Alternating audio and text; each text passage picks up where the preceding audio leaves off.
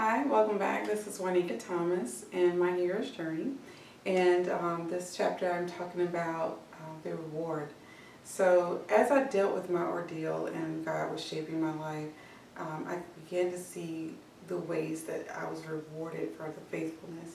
I was able to see that God was there with me all the time. There were times when I was just like, Lord, I don't know how I'm going to get gas in my car because I don't have any money. And my payday is like 3 days away, and I got to go pick my kids up from school. And then miraculously, someone will call me up and say, hey, do you have gas in your car? Or, do you have food in your house? Like, he would just show me, I'm here for you. And along the way of me learning to trust him and believing that I was hearing from him, I started to be able to see that I am powerful and authoritative. My kids started respecting me. I got baptized, and then they wanted to be baptized. Seeing them transform and move in the Spirit of God, them wanting to love on Him, and when sometimes they'll just break out in worship songs, and I have not done anything to them or even said you need to do this or you need to do that. Even my oldest son, what came to me one day was just like, Mom, I wish I could live with you more often because you go to church all the time. And I'm looking at him like, you're envious of me because you want to be able to go to church. And it's just like, wow, like that's so cool. And it just makes my heart beam when they want to be at church and want to be around me, and they don't want to go out doing crazy stuff, and they just have good hearts. And that was my reward as I transitioned in my parenting skills. They transitioned and responded in a like manner. They changed according to how I changed.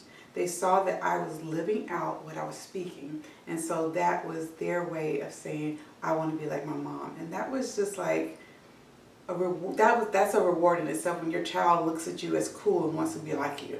That's just like, yes. And so and then like to see that I can be a businesswoman, that I have power, and that I can be assertive, that I don't have to be passive aggressive, that I don't have to fight back by not responding, that I can speak my voice, I can say what I feel and not feel like I would be retaliated against, which is something I dealt with in my marriage. So I got rid of the fear.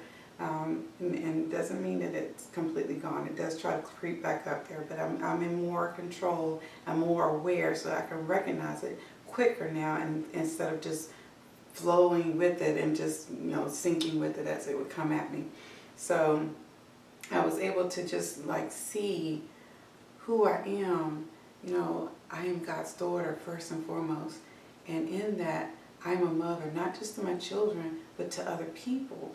I'm mentoring people. I was working at the Life Center. I gained the children's trust to be able to mentor them, to be a confidant for them. They opened up to me, and that's an honor and privilege when people can trust you and to see that you're not there to just tell them what to do, or that you're trying to govern them or rule them. That you genuinely care, and that is something that I cherish. And even recently, I met a young girl a young boy that I met at the Life Center who had turned his life over to Christ. Had been talking to this young girl, and when I heard his story, he said that he'd only met her that Friday or Saturday, and on Sunday when I was dropping him off at his home, he asked me if I would be willing to talk to her, and so I did. I came that Monday, the following Monday, and just talk with her because he told me that her story was a lot like mine growing up, that she had some issues of identity and not liking herself and not wanting to live. And so I spoke to her briefly for maybe 10-15 minutes. I gave her my book that I had written and published, because I asked her what was it that she wanted to do. Like, is there anything that she felt like she wanted to accomplish? And she said, I want to be the youngest person to write a novel. And I was just like, okay, well, I'm an author, so I can help you.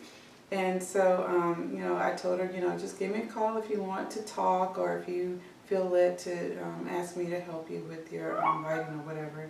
And so, she called me up this past week, and it's like, you know, I really had this bad incident that happened, and I was like, I need to find that book because I need to call my mentor. And she was like, and she's like, I was talking to my cousin about this, and she's like, well, who is this person? She's like, my mentor, Juanica Thomas. And so when she told me that, it was just like, oh my God, like, wow. And also the fact that she told me that that night after I met with her, she decided to turn her life over to Christ and live for God. What? For real? Like, oh my gosh, like, oh my, whoa, that just blew my mind. Like, this young girl, 13 years old, after just, you know, being first the seed sown by my young friend, and then for her, after I talked with her, for her to just be convicted and convinced that this is where I want to do, where I want to be, that I want to live, that I have something to accomplish. And it's just like, God, thank you. Thank you that you've changed me to where I'm willing to talk, that I'm not passive aggressive and, you know, just being in this box where I was and not willing to talk or even share my story. It's just like, this is the most amazing thing ever, for me to be able to just share and talk and help and lead. And that's also what I'll discuss more about in the road back. So stay tuned. This is Juanica Thomas and my hero's journey.